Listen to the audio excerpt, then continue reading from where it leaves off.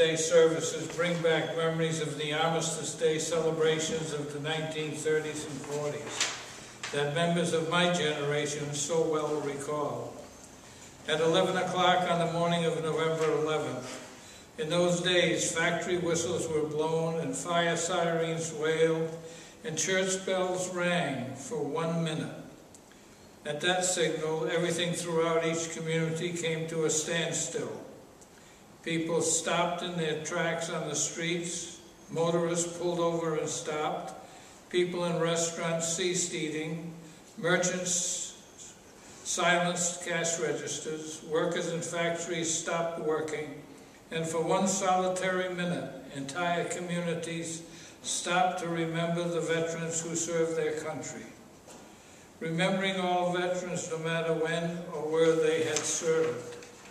It was a time to honor, respect, and thank all veterans for their contributions to freedom and democracy.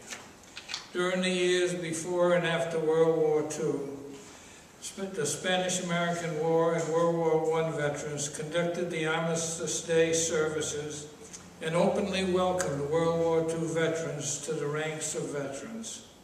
And that welcome has been extended to include those who served in Korea and Vietnam. While today we do not have sirens wailing or factory whistles being blown, the communities do not come to a standstill at 11 o'clock on this morning of November 11th. We have managed to retain one of the older traditions, and perhaps is the most important one. We welcome today's generations of veterans who have served in Lebanon, Grenada, Panama, Persian Gulf, Somalia, Bosnia, Haiti, Kosovo, Iraq, and Afghanistan, and continue to serve on hundreds of missions throughout the world. Veterans Day is the one day a year when our nation honors men and women who served in our nation. It was originally called Armistice Day because it was a day that marked the anniversary of the end of World War I, which was formally ended on the 11th hour of the 11th day of the 11th month of the year 1918. In 1926, Congress passed a resolution asking the President to issue an annual proclamation to mark what everyone knew as either Armistice Day or Victory Day. In 1938, it was declared a legal holiday, and in 1954, at the urging of the American Legion and other organizations, Congress passed a bill changing November 11th to Veterans Day to honor all of America's veterans. Our nation owes a tremendous debt of gratitude to the 26 million veterans of the armed forces, and we of the American Legion have pledged ourselves to make sure that that debt gets paid. If there was ever one word that would remind everyone of what a veteran is, or what a veteran has endured, that word is sacrifice. Most of our nation's people have an understanding of what the word sacrifice means, but not all veterans understand sacrifice the way our veterans do. Veterans personify sacrifice in the purest sense of the word. When the choice was to either serve or dodge the draft, veterans served. When the choice was either to take a hill or head for the hills, veterans charged. When the choice was either fight or let someone else fight, the veterans fought.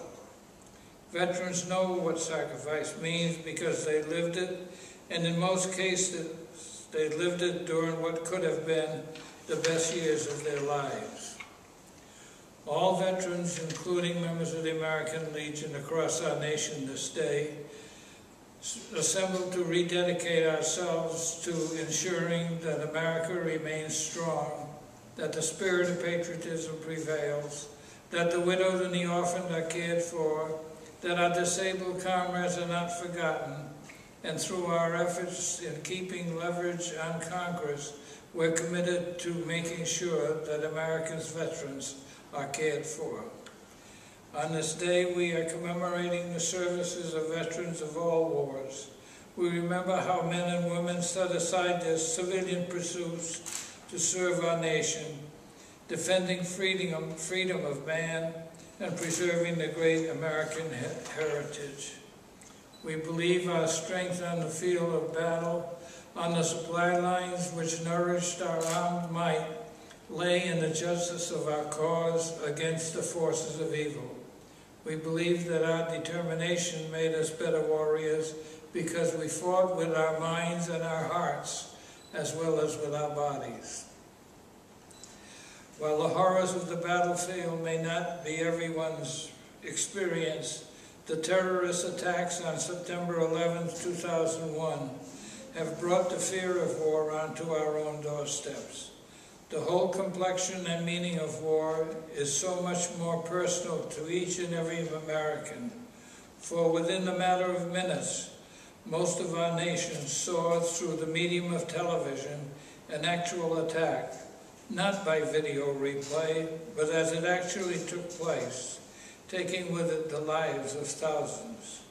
Under today's conditions, it's up to us and every one of us to regenerate the spirit of self-sacrifice that was cultivated in previous wars, so that we can, as a unified nation, meet the challenges of the terrorists, even though we do not know who they are, where they are, nor when they will strike.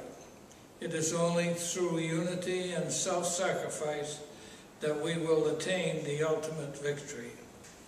If we go forward and scale new heights of achievement in unity of purpose, in sacrifice for the common good, in tolerance for those of different faiths and creeds, in bravery to fight for social and economic gains, and in the discipline of good citizenship, we shall move forward in the sight of God as a strong nation in a peaceful world.